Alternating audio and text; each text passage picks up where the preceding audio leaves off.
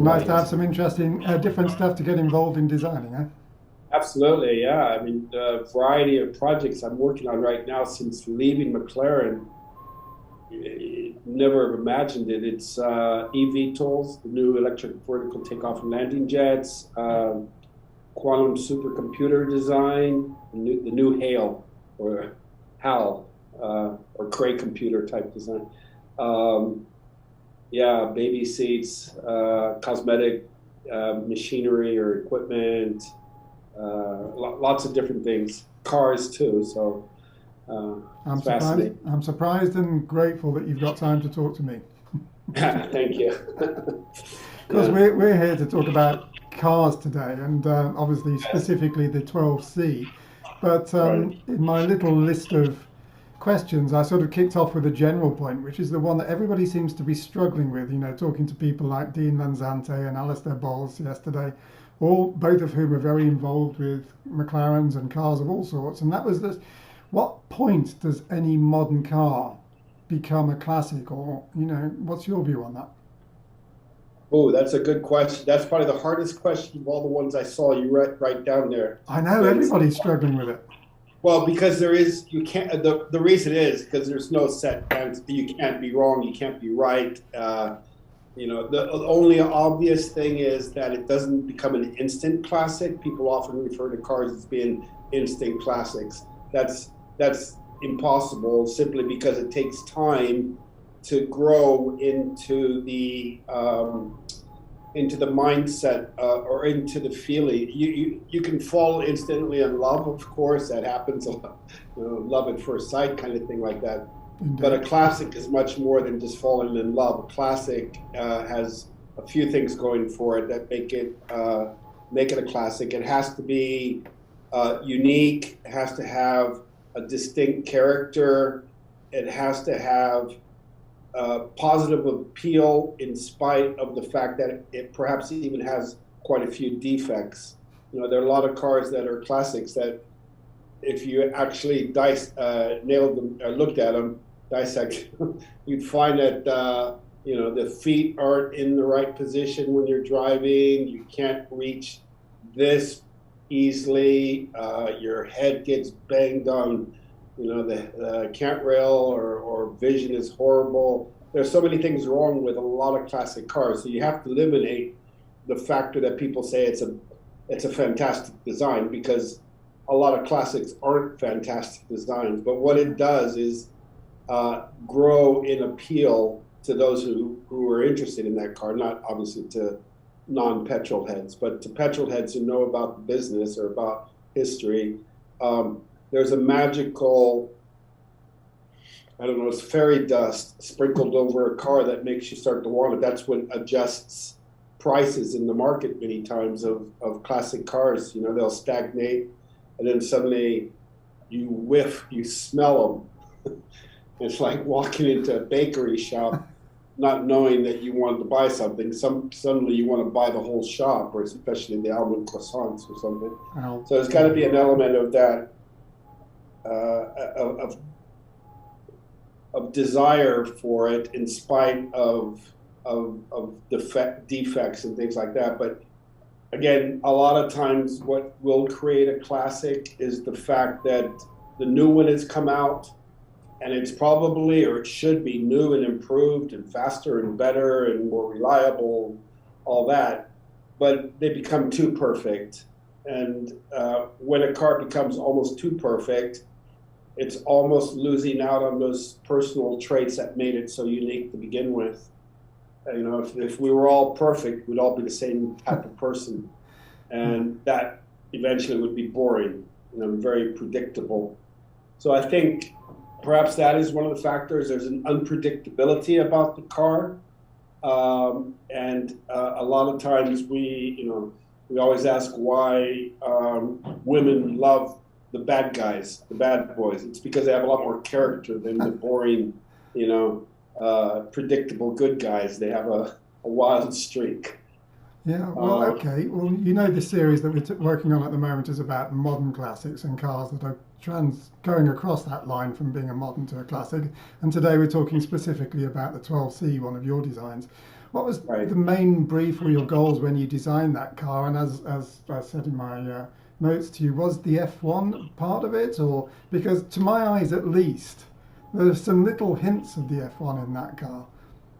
Yes, there are things, but in fact, the F1 was kind of, and I'm a firm believer in the when you're trying to create an honest design language, you should reflect and respect the past.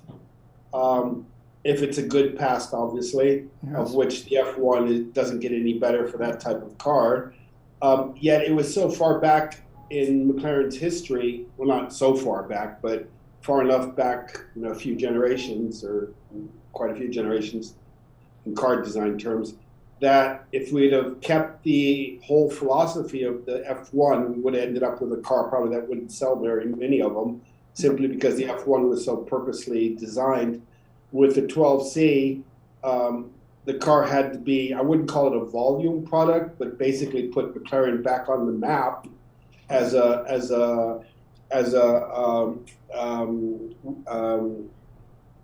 competitor to the other segment, to the other car manufacturers. Yeah. So in that respect, you had to, I wouldn't say compromise on the design in respect to the F1, but you would have to do it in such a way that it became, almost an everyday car. That was one of the big driving factors of the 12C, was that it suddenly, even though it's, in that segment there, the 12C was meant to be a car that you could drive every day. Mm-hmm.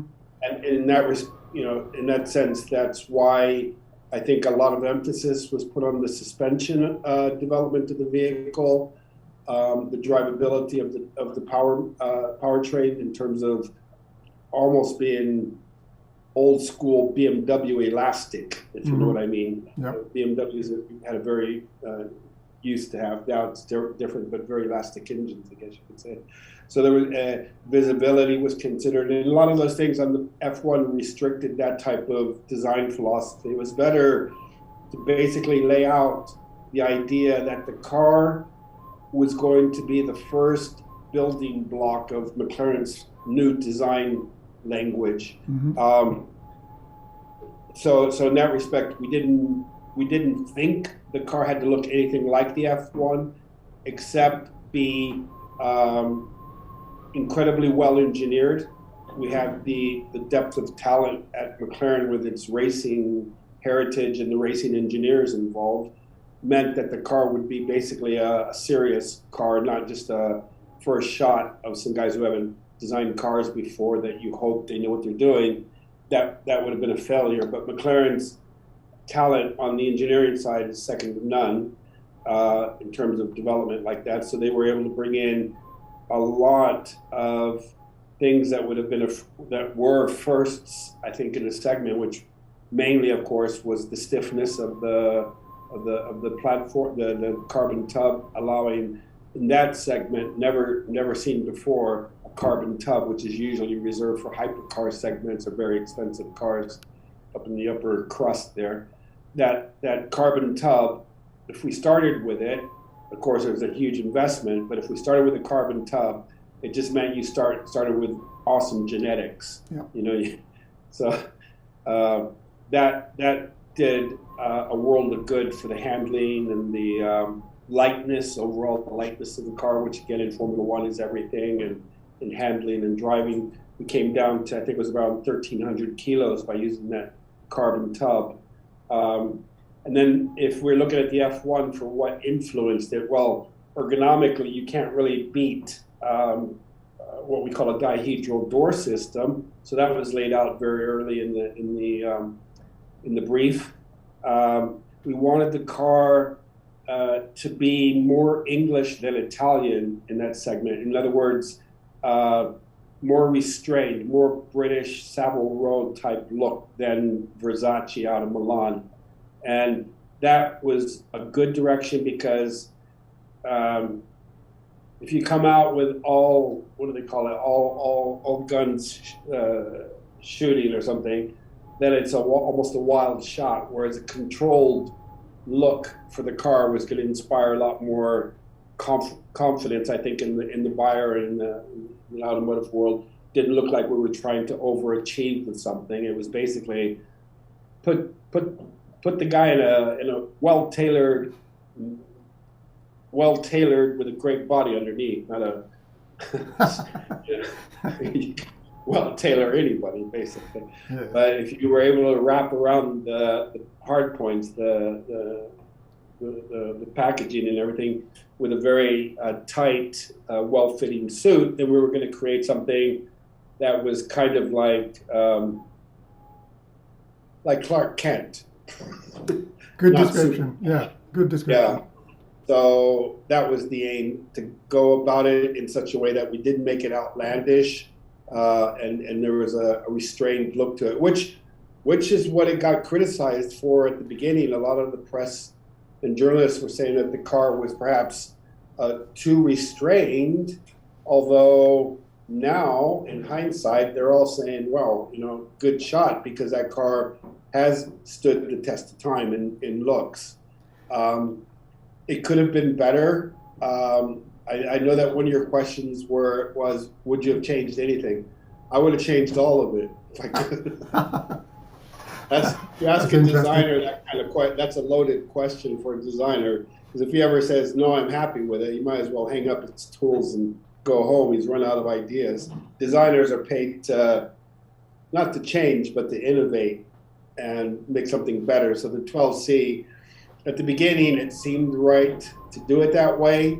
A lot of the tooling was frozen when I arrived, and we couldn't really change too much. It was more or less an engineered car rather than a styled car.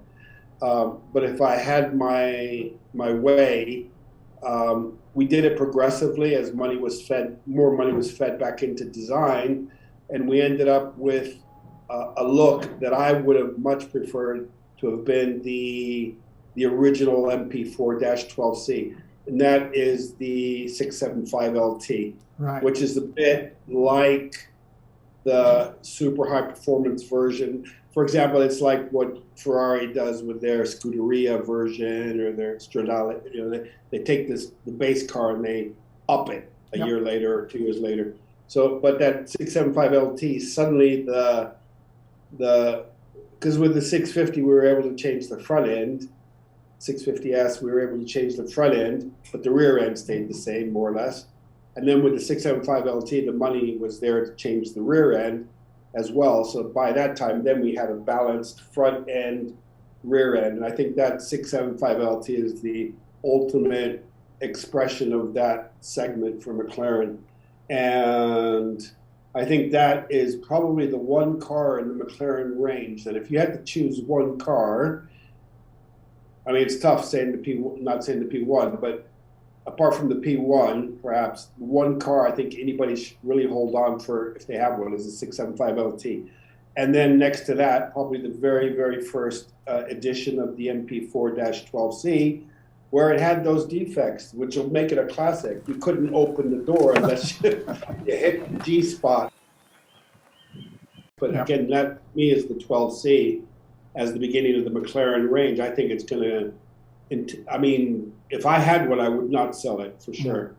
Do you think that because it was what's being called the first volume production car for McLaren, does that have a play in whether it's going to enjoy classic status? Does that have any effect on it? Who's to say? McLaren next year might not be around. People are canceling left and right some of their orders. Cars aren't getting delivered. The Artura should have been on the road long ago. McLaren Artura. They had a long-term strategy where they were going to be developing many different models and splaying off from their three-model range, the sports car, the car, and the hybrid car. But all that got sort of rethought after COVID, or during COVID probably. And they've just gone very wide and a lot of different cars. And almost, it's hard to say right now do they have a clear, concise plan for the future? Kind of worries me because it's almost like they're trying to sell by offering varieties instead of one solid car like they had at the beginning, which was a sports series, super series, and what was the other one? Ultimate series. Yeah. So in that sense, will the 12C? I think the 12C eventually, of course, yeah, a lot of companies, go from strength to strength, and then the original ones always become the ones to have. For me, it's kind of like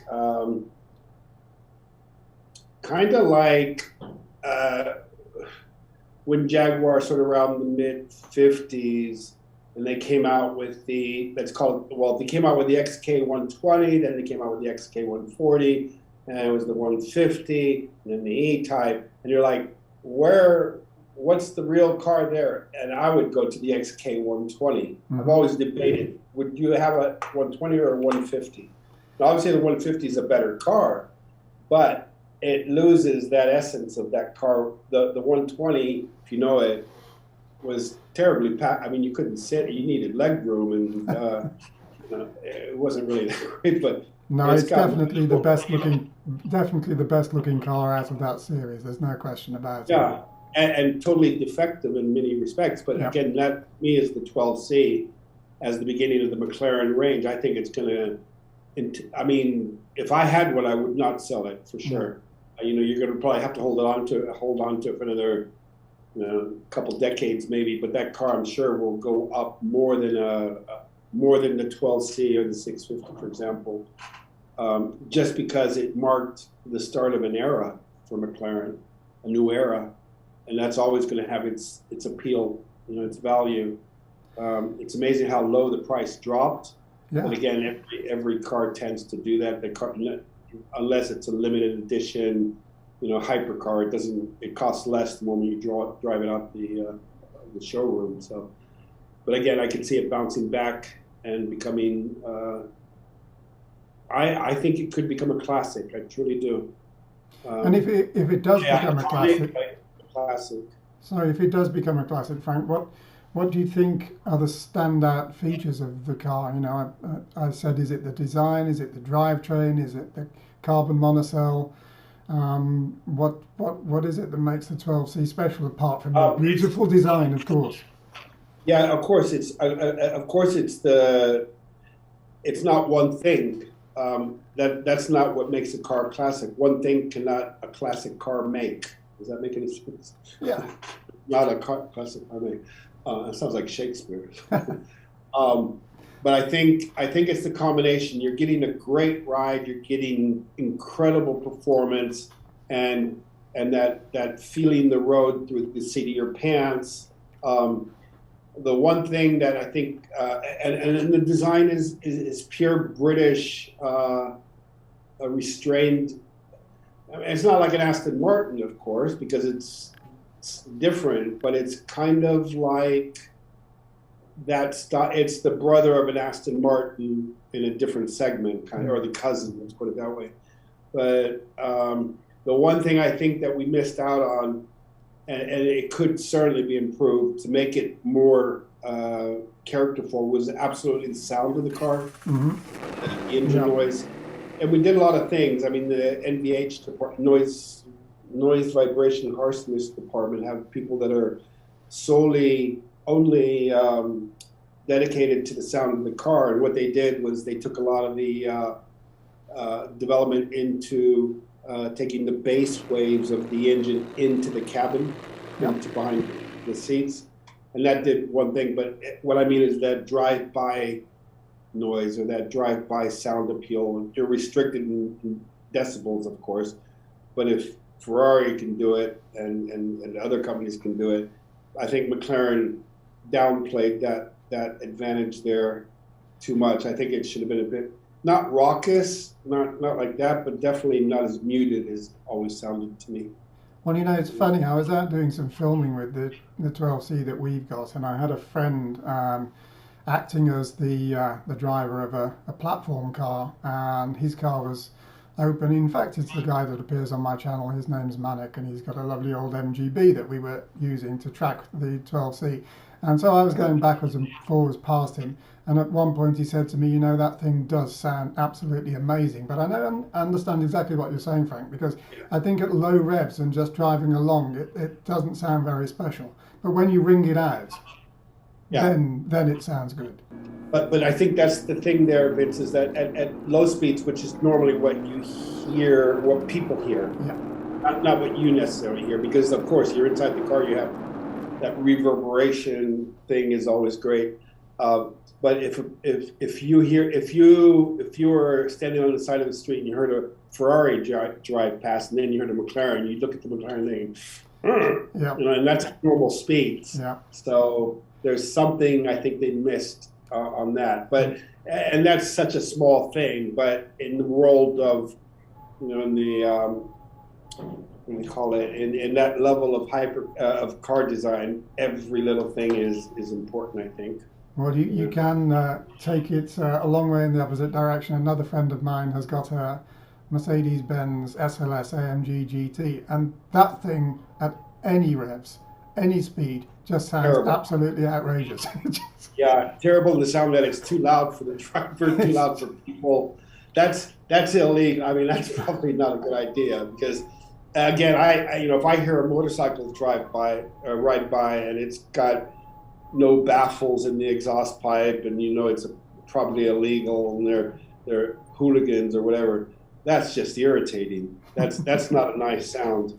That's disturbing in a way. But well, it's everybody to their own, isn't it, really, Frank? Because some people, for them, a supercar, that's what they want their supercar to sound like, I guess. So each to their own. Yeah, I don't think it's volume. I think it's just the refinement of the sound, you know, and even sometimes the burping and the backfiring, things like that. Well, I watch a lot of YouTube videos about cars, and I was watching Harry Metcalf's test of the Porsche Carrera GT again a few days ago, and I must admit that has got to be one of the best sounding road cars of all time. I watched that video too. Yeah, that's unbelievable. Yeah. Anyway, staying with the 12C, I've been driving this car around, and it happens to be Volcano Red, which I think is one of the more lovely colors. That was an awesome development, by the way, Vince, this volcano color range, because instead of metallic flakes in the paint, if you look at it, they're little chrome spheres. Right. You know, metallic paint is flat and rebounds light, sort of off of a flat plane, whereas the Volcano series,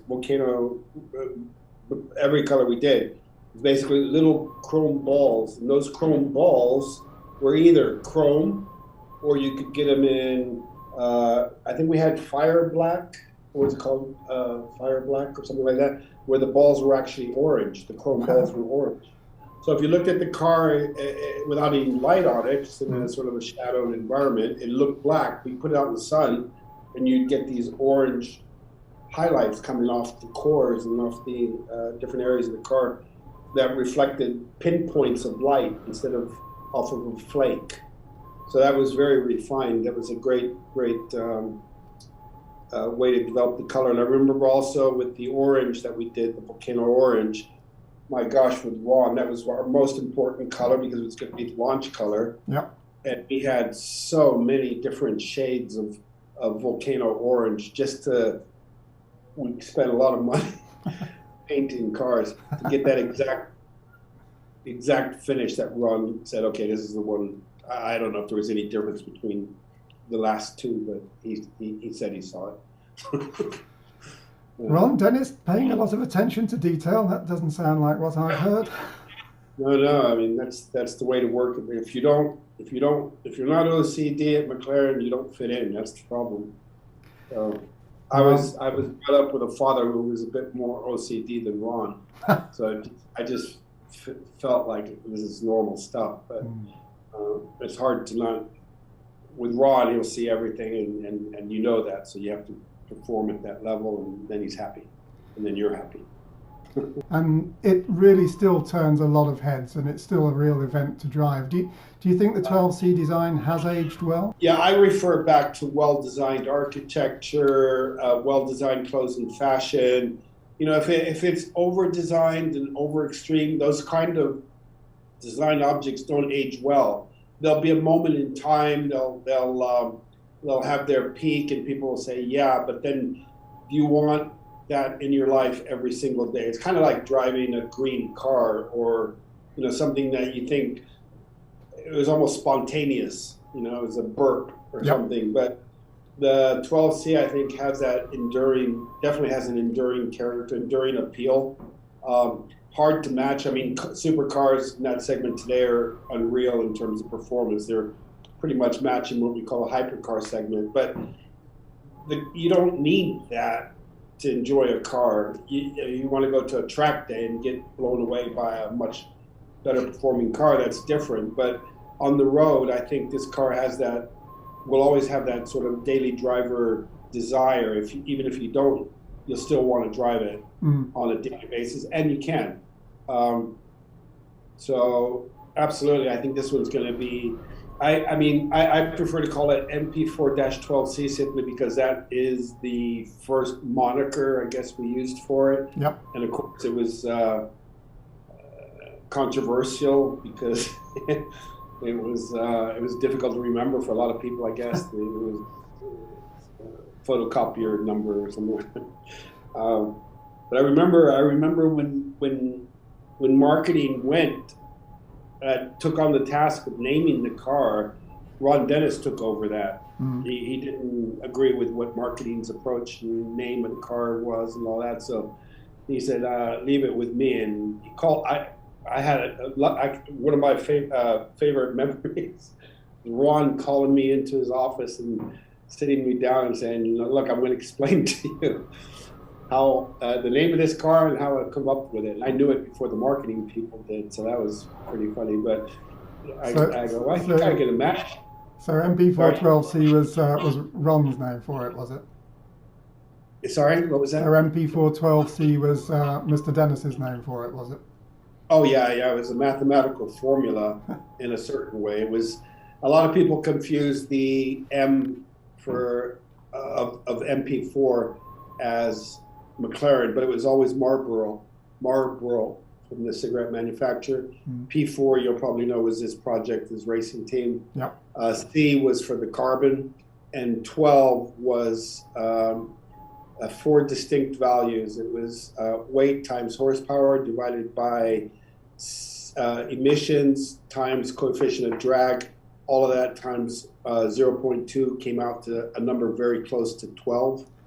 And that way, that 12 was a number that we could say, okay, if we put in Ferrari's numbers in those places, we'll see if they're better or worse than us. Porsche, Audi, whoever wants to come up with a supercar, we can evaluate through that formula if they're better or worse altogether. And nobody could explain 12, but that was the secret. It takes a bit of doing, doesn't it, even when you know what it means? It's very raw. Yeah. Well, it's funny, I've always called the car the MP4-12C, but in recent times, while I've been talking to people, they keep reminding me that most people now just call it the 12C. So it's interesting to hear your views on that, and I think I will revert to my original practice of referring it to the MP4-12C. Well, 12C is like starting with the second generation of it. It's missing the first generation. Yeah. Because the first generation when the 12C did come out, it had some differences to the original one. The original one, the swipe doors, obviously, but a few nicks and things in the engine bay compartment. Electrical things got upgraded. Obviously, we had a big problem at the beginning. The infotainment problems we had at the very beginning. Yeah, I do. So, and that was none of McLaren's real personal fault. That was just the supplier pulling it out last minute. We'd already set the launch date, and we were held to ransom. Like, launch the car, or all hell would break loose. So very interesting. Well, I guess we'll wrap it up there. I've had a great time with the MP4-12C. As I said, it still turns heads today with Yeah. 1,300 kilograms and more than 600 brake horsepower. I don't think that car needs any more performance than it does, and I don't think many people need any more performance than that. For me, making this video, there's been nothing more exciting than getting your perspective on the car, so I really do appreciate it. Thank you very much. Pleasure, Vince. Very nice talking to you.